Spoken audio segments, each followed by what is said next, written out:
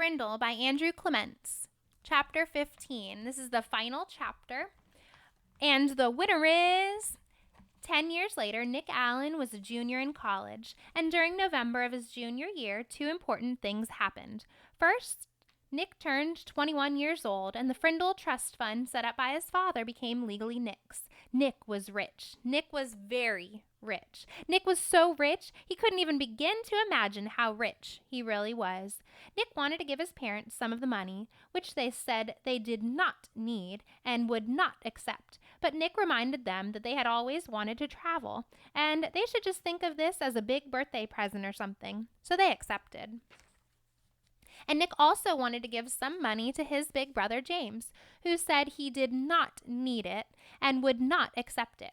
But Nick reminded James that his 2-year-old daughter would grow up and go to college someday. And besides, hadn't James once given Nick his whole baseball card collection? So James accepted the gift.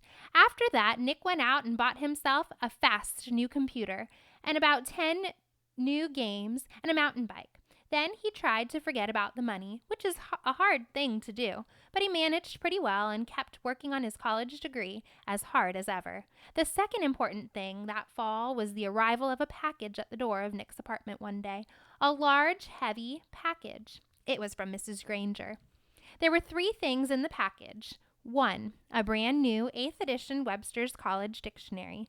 2, a short handwritten note taped to the cover of the dictionary. And 3, a fat white envelope. Turning the white envelope over, Nick saw the name, his name.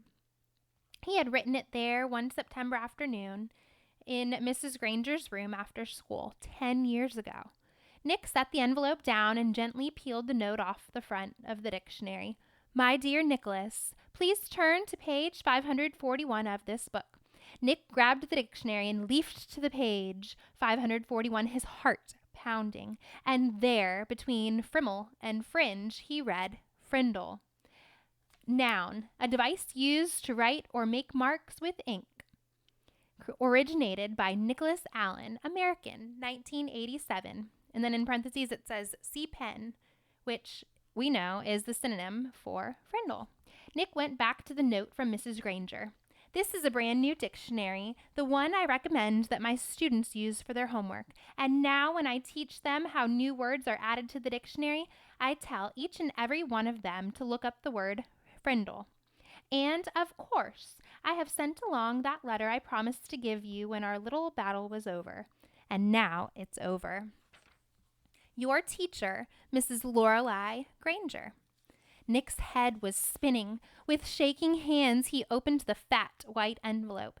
He pulled out the 10-year-old letter and began to read. Dear Nicholas, if you're reading this letter, it means that the word Frindle has been added to the dictionary. Congratulations.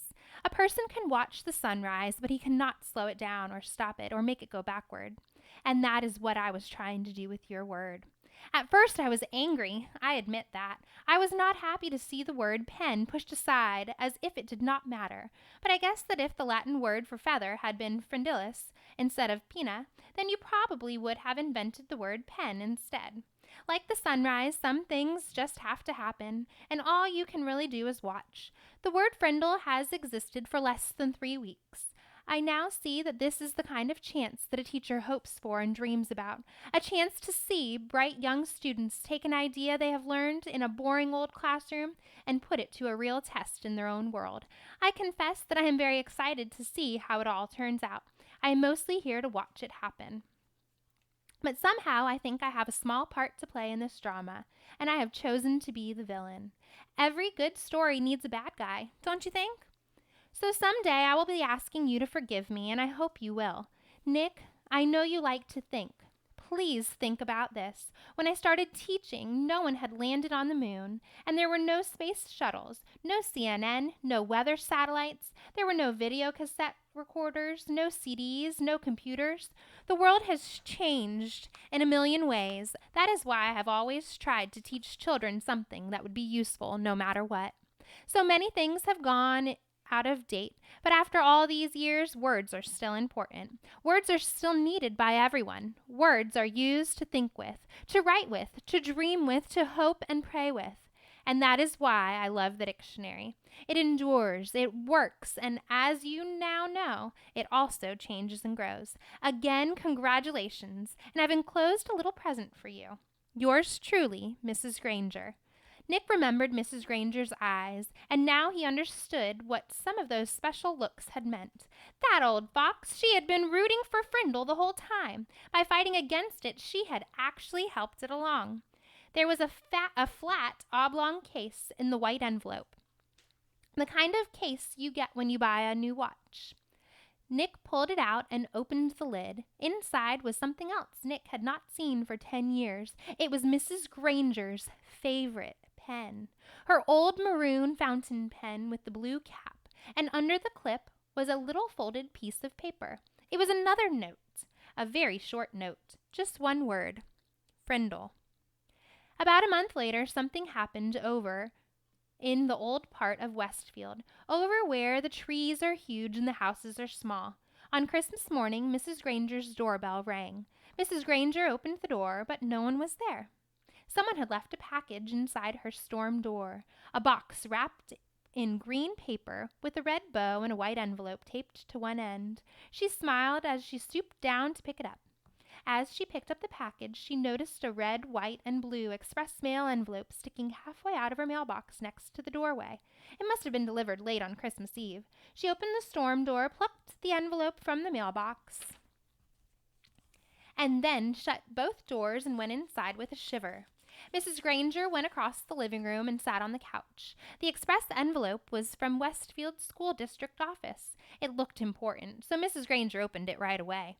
It was a letter from the superintendent of schools, a letter of congratulations. A permanent trust fund for college scholarships had been established with a donation of $1 million from one of your former students. It would be called the Lorelei Granger Students Fund. Mrs. Granger was sure it was a mistake, or maybe a prank. $1 million?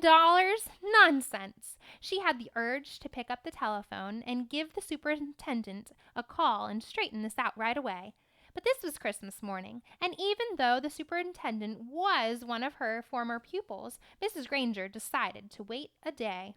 And it couldn't hurt. Besides, the other package was sitting next to her on the couch, waiting impatiently.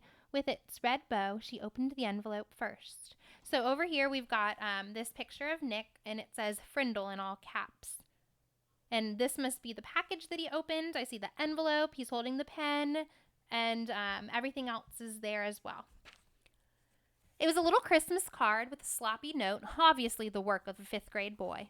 Dear Mrs. Granger, you're one of my favorite teachers. Here is something I want you to have. Sincerely, a student of yours. Mrs. Granger glared at the spelling mistakes, but then chuckled and shook her head. Kids are always the same year after year. Here she was, always the same.